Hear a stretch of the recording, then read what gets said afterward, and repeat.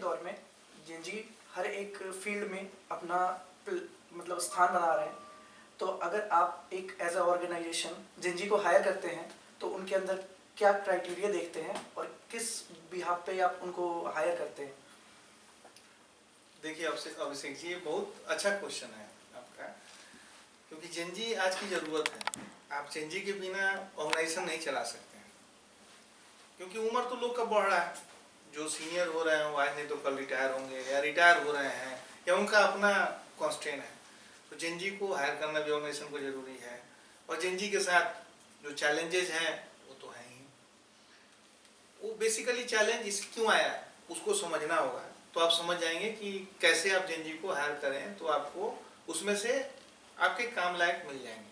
क्योंकि आपका जब ऑर्गेनाइजेशन छोटा है, मीडियम बजट का ऑर्गेनाइजेशन है, मीडियम एंड स्मॉल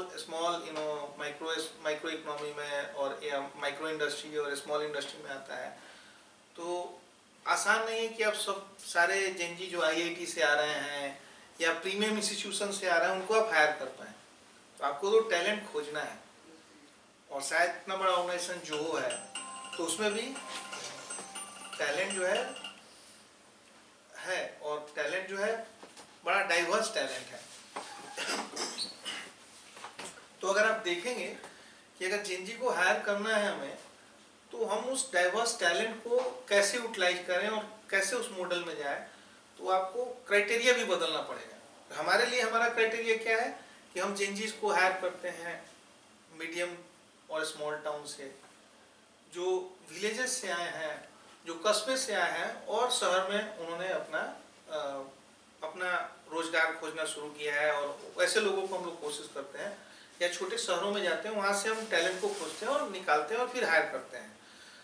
एक और क्राइटेरिया जो बहुत इम्पोर्टेंट हम लोग यूटिलाइज करते हैं, और वो जेनजी के लिए नहीं है, पिछले पुराने दौर के लोगों के लिए भी, चाहे मिलेनियल हो चाहे उसके पीछे के लोग हों, वो है कि उनका फैमिली बैकग्राउंड समझना, किस बैकग्राउंड से है, कैसे हैं, किस तरह से उनका परवरिश हुआ है। जैसे कुछ लोग जो होते हैं परिवार के बिजनेस में भी हेल्प करते हैं, ऐसे लोग हमारे बहुत काम के होते हैं, क्योंकि उनका कॉमन सेंस जो होता है नेचुरली अच्छा होता है, उनका जो बिजनेस स्किल होता है, थॉट प्रोसेस होता है, नेचुरली अच्छा होता है। क्योंकि मैथ्स बहुत ज़रूरी है, और आज सबसे लैकिंग चीज़ है, अगर बंदा टैलेंटेड है या टैलेंटेड नहीं है, कि डिग्री तो ले लेता है लेकिन मैथ नहीं समझ पाता है, बेसिक मैथ, जोड़ घटाव गुना भाग उसको समझ में नहीं आता है। तो बेसिक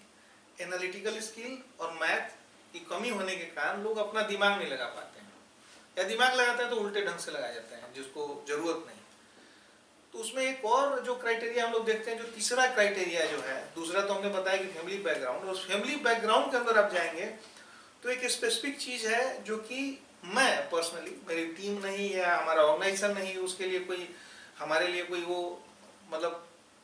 स्पेसिफिक क्राइटेरिया नहीं है, लेकिन हाँ अगर वो मिलता है तो हम लोग वैसे केसेस को जरूर ध्यान देते हैं और उसको बड़ा रिस्पेक्ट करते हैं और ऑनर करते हैं।